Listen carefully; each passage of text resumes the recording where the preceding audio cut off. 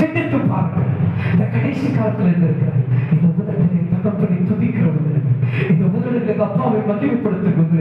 இந்த உதட்டின் மூலமாக பல அசுத்தத்தை பேசாதபடி, பலரை வஞ்சிக்காதபடி என் அப்பா எனக்கு கற்றுக் கொடுத்திருக்கிறாரே. என் மகனே, என் மகளே, நீ துதிக்கும் போது, நீ கூப்பிடும் போது உன் உதட்டில் வரக்கூடிய வார்த்தை ரசித்து நான் வரலப்பா, உன் பக்கத்துல வரலே. ஆனா இந்த உதட்டில் நீங்க துதிச்சுட்டு தெருக்கள் வீதியில போய் எங்களுக்கு ஏழை போனவர் கூறு போட்டவர் விட்டுக்கிட்டு போயிட்டே இருக்கிறாயே. எவ்வளவு பாரமுள்ள தகப்பனுங்க. அவர் கேட்கிறார், நீ என்னோட பிள்ளை சொல்றியே, எனக்கு தான் வெக்கமா இருக்கிற தலைமுடி. உங்க அப்பா தலைமுடிறாருங்க. நீ நான் ஒரு காரியத்தை செஞ்சுட்டா நம்ம குடும்பத்துல தலைமுடி வருமா வராதா?